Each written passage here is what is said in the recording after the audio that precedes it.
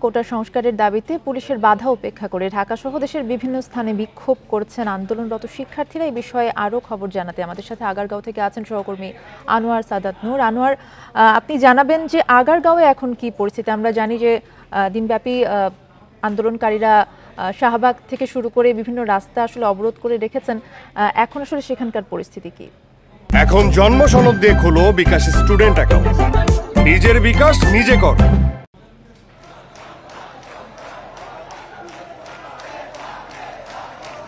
শাহবাগ আন্দোলনকারীদের সাথে যোগাযোগ রেখেই কিন্তু শেরেবাংলা কৃষি বিশ্ববিদ্যালয়ের শিক্ষার্থীরা শেরেবাংলা কৃষি বিশ্ববিদ্যালয়ের যে দ্বিতীয় ফটক, সেই দ্বিতীয় ফটকের সাথে সামনে সড়ক অবরোধ করে অবস্থান কর্মসূচি পালন করছে।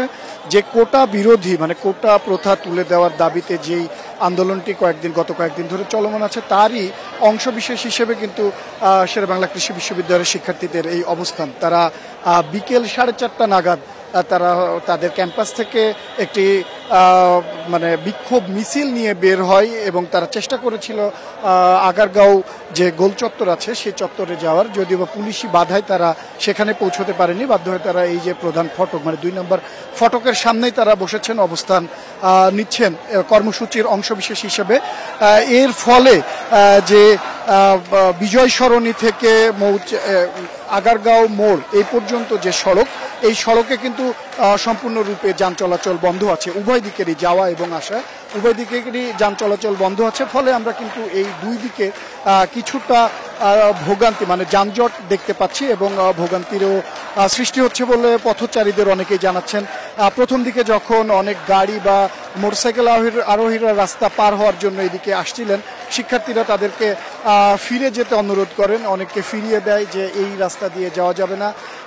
বারংবার কিন্তু পুলিশ তাদের সাথে শিক্ষার্থীদের সাথে কথা বলেছে, চেষ্টা করছে যে তাদেরকে অবস্থানে রেখে যেন সড়কের যান চলাচল নির্বিঘ্ন করা যায়, চলাচল রাখা যায়, সেই চেষ্টা করার উদ্দেশ্যে বারবার শিক্ষার্থীদের সাথে তারা আলোচনা করছেন, কথা বলছেন। কিন্তু শিক্ষার্থীরা সেটা মানতে নারাজ। তারা বারবারই বলছেন যে তারা সড়ক অবরোধ করে তাদের এই আন্দোলনটা চালাবেন এবং যেখানে অবস্থান নিচ্ছেন তারা সেখানেই আছেন, যতক্ষণ না তাদের দাবি মেনে নেওয়া হচ্ছে। এক দফা যেই দাবি কোটা প্রথা বাতিল করা এবং 5% কোটার মধ্যে নিয়ে আসা, সেই প্রথা বাতিল না করা পর্যন্ত তারা অবরোধ চালিয়ে যাবেন, সেই কথা বারবারই জানান দিচ্ছেন এবং তারই অংশ বিশেষ হিসেবে তারা আজকেও সড়কে অংশ নিচ্ছেন এবং যতদিন পর্যন্ত তাদের দাবি আদায় না হয় তারা এই কর্মসূচি চালিয়ে যাবেন বলেও জানাচ্ছেন।